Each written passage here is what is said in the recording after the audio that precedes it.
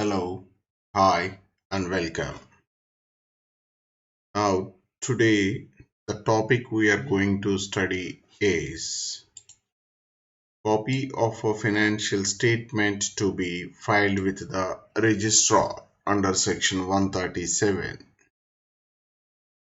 So, as you are aware that as and when the AGM is over, it is the duty of the management to file the annual report or the financial statement with the register of companies, and it has duly filed every year. Section 137 deals with that, and copies of financial statements including consolidated financial statement along with all the documents annexed to financial statements and adopted at AGM shall be filed with the registrar. You know that what are financial statements?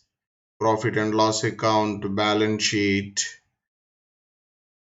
cash flow statement, and any changes in the equity, statement of changes in the equity, and any annexes or schedules that deals with any of these statements will be a part of financial statements. So here AGM, if it is held under section 137 subsection 1, copy of a financial statement plus a consolidated financial statement, other documents to be presented along with some other prescribed documents. And once it is been presented, it is the in that particular meeting those financial statements will be adopted. You also know that adoption of financial statements is a part of ordinary business of a company during annual general meeting. So that will be adopted.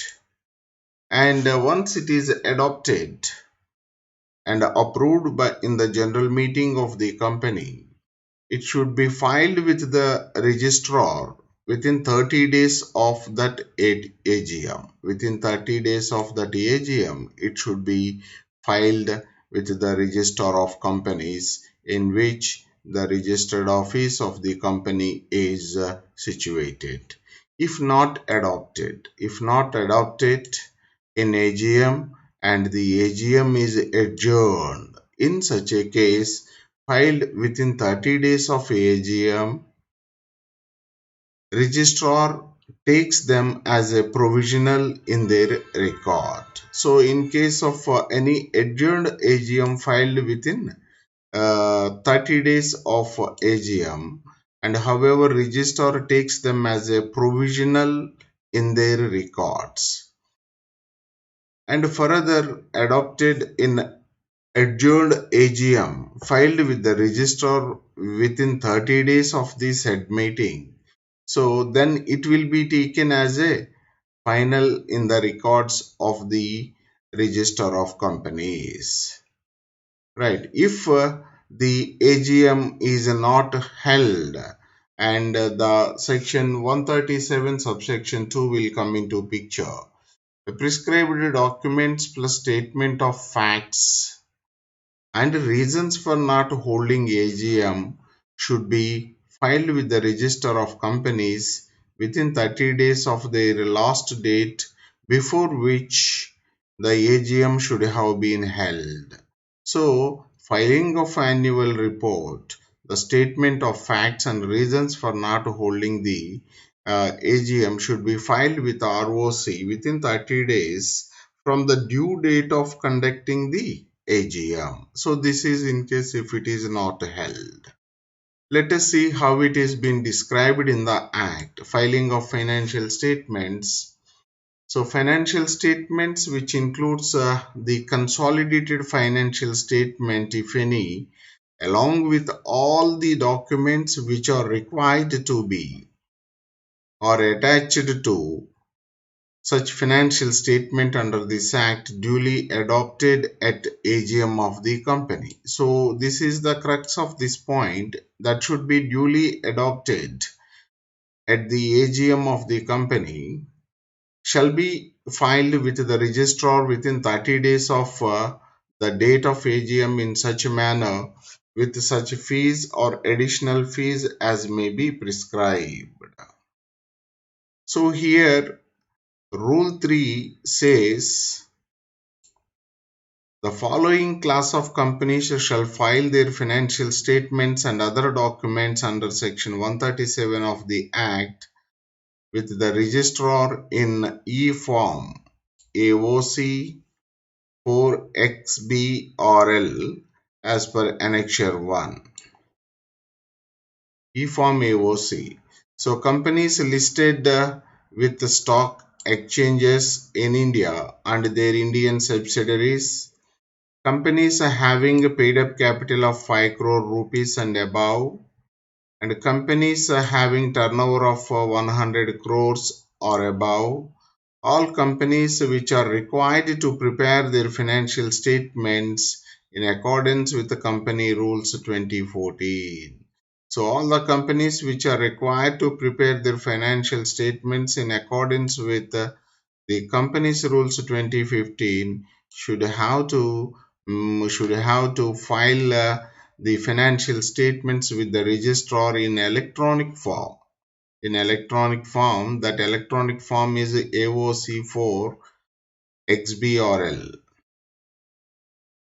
So provided that companies preparing their financial statements under the company's rule 2006 shall file the statement using the taxonomy provided in Annexure 2, and companies preparing their financial statements under Companies Rules 2015 shall file the statements using the taxonomy provided under Annexure 2A. This is about the companies which are following the uh, companies accounting Indian accounting standard rules as it is been prescribed. Provided further that non-banking finance companies, it is for NBFCs and housing finance companies and companies engaged in the business of banking and insurance sector are exempted from filing of financial statements under these rules. So these three kinds of companies, NBFCs and housing finance companies and companies engaged in the business of a banking and insurance sector are exempted from filing financial statements under the above said rules. The companies which have filed their financial statements under subsection 1 and S12 rules shall continue to file their financial statements and other documents, though they may not fall under the class of companies specified therein in succeeding years.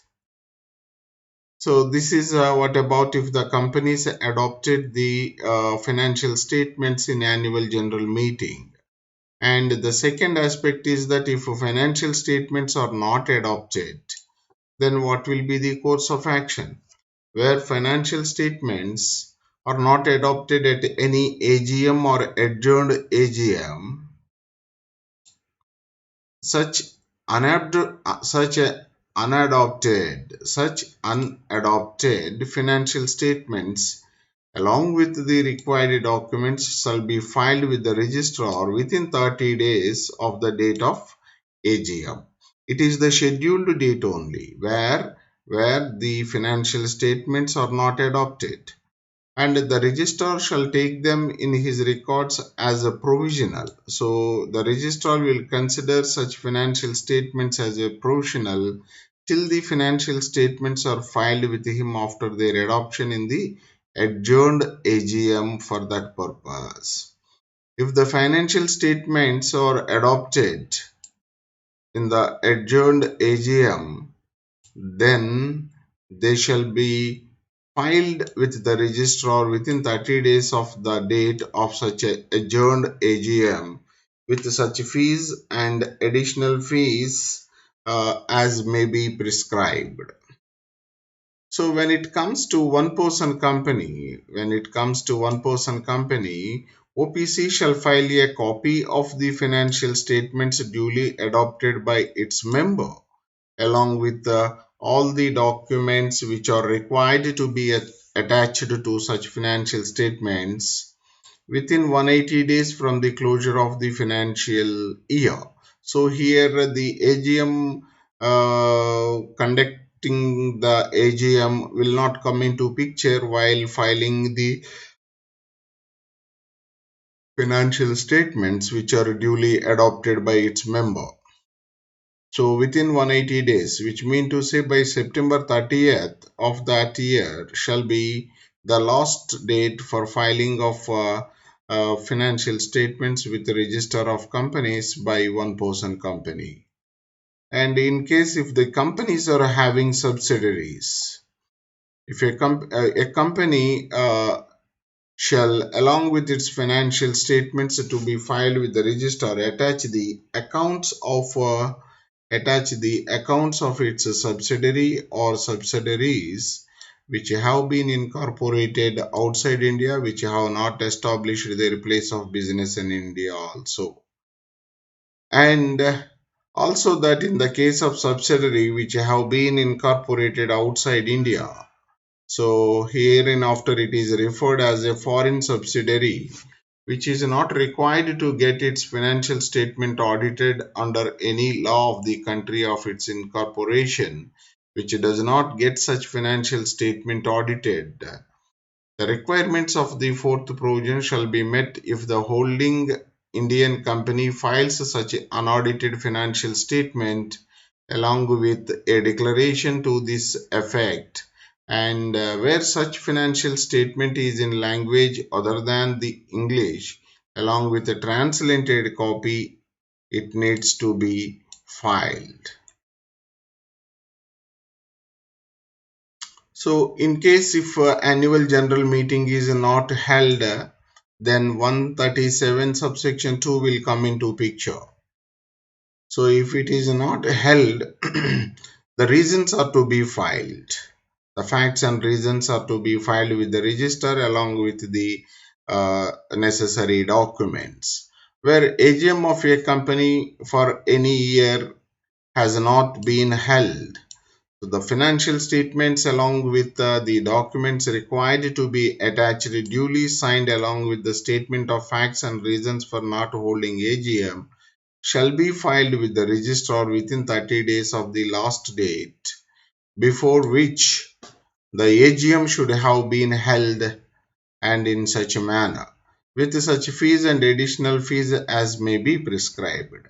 Here the point is that even if the financial statements are not adopted, it has to be filed, and even if no AGM is held, in such a case also, the signed financial statements along with the necessary documents with the statement of facts and reasons for not holding the AGM shall be filed with the registrar within 30 days of the last date before which the AGM should have been held, and in the prescribed manner by paying the prescribed fees. And what are the penalties which are prescribed under section 137 subsection 3 if any of the provisions of these sections are contravened? The company shall be liable to a penalty of rupees 1000 every day during which the failure continues, but which shall not be more than 10 lakhs. And the managing director and the CFO of the company, the managing director and the CFO of the company, in the absence of a managing director, CFO, any other director who is charged by the board with the responsibility of complying with the provisions of this section, and in the absence of any such director, all the directors of the company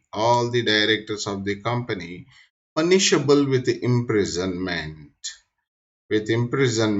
for a term which may extend to 6 months, or liable to a penalty which shall not be less than 1 lakh, but which may extend to rupees 5 lakhs, or both punishment up to 6 months and the fine penalty minimum of 1 lakh and a maximum of 5 lakhs can also be awarded to the officers whoever is in default. So the same is given here in the form of a tabular. So company, the fine of 1,000 for every day during which the failure continues, but which shall not be more than 10 lakhs. And officers on default will also, the managing director and CFO will also be liable for that. Right, the next important topic is about internal audit. Internal audit.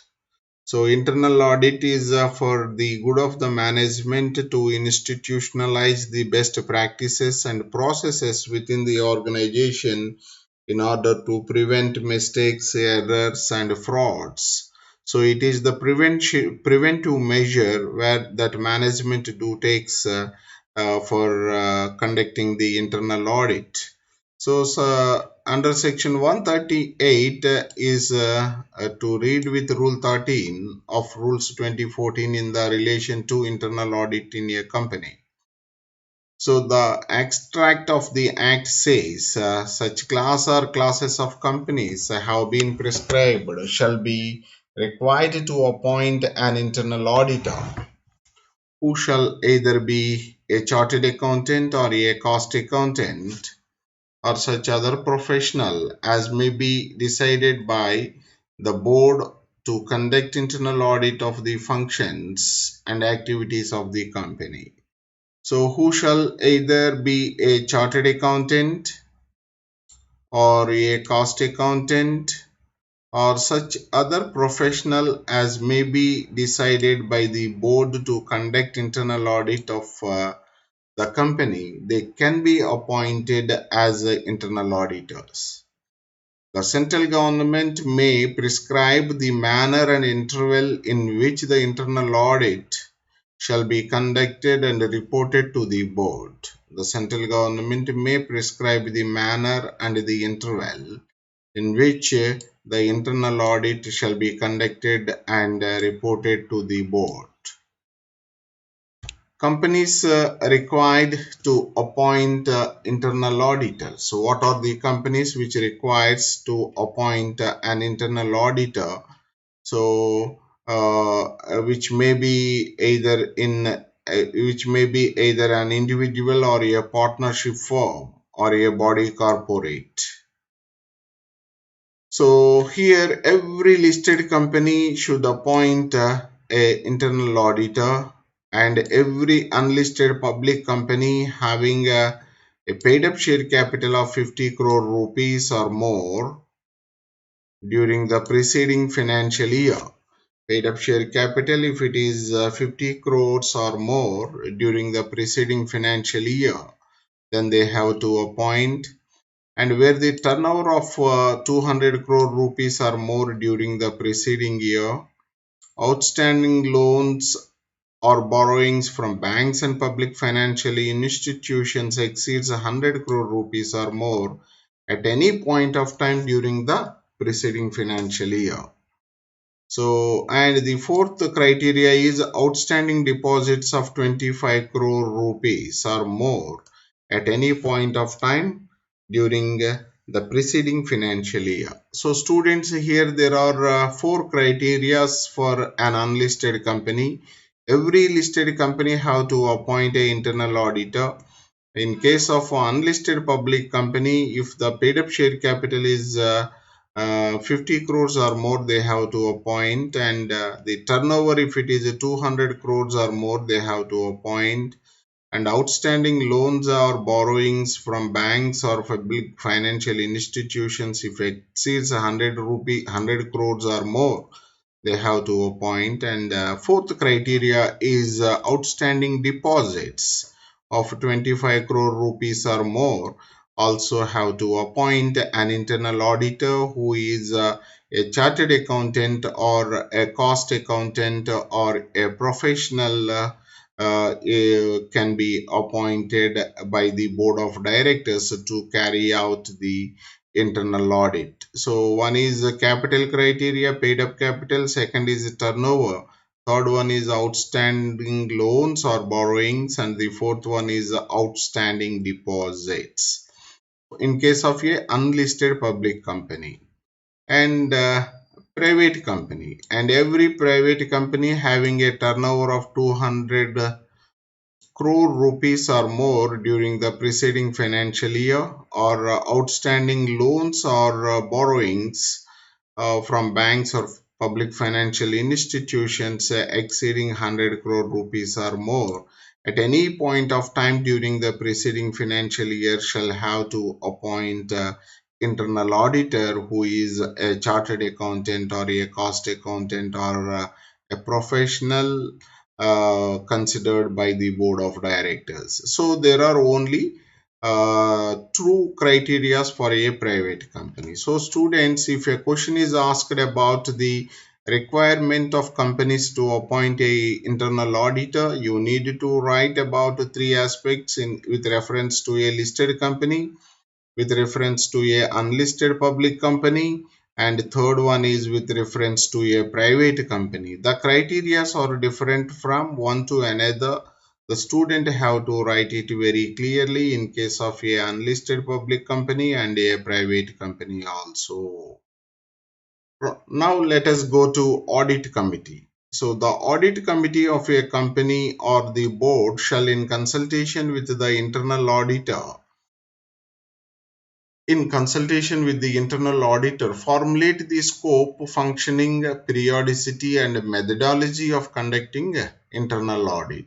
So, companies eligible for internal audit, whether it is a listed or unlisted public company or a private company, the criteria has been mentioned here, like what we discussed, that is with reference to a paid up share capital, turnover, outstanding loans and borrowings, and outstanding deposits.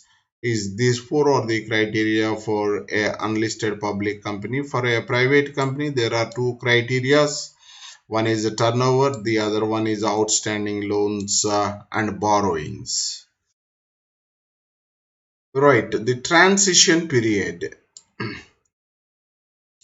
An existing company covered under any of the above criteria shall comply with the requirements of Section 138, Section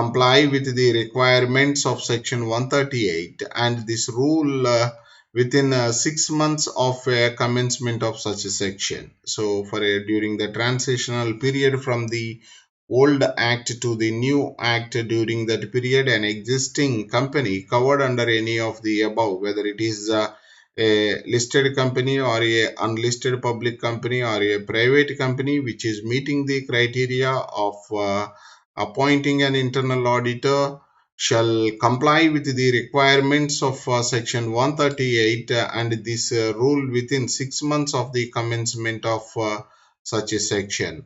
Who is internal auditor? Internal auditor shall either be a chartered accountant or a cost accountant or such other professional as may be decided by the board to conduct internal audit of the functions and activities of the company. The term chartered accountant or a cost accountant shall mean the chartered accountant or a cost accountant as the case may be, whether engaged in practice or not. The internal auditor may or may not be an employee of the company. The internal auditor may or may not be an employee of the company. So here see, you can see a chartered accountant or a cost accountant or other professional can be appointed. He may be an employee or he may not be an employee of the company and give consultation by the board, and the audit committee and board will also look into that in order to formulate scope, functioning, etc. by the internal audit about the activities and functions of the company, right?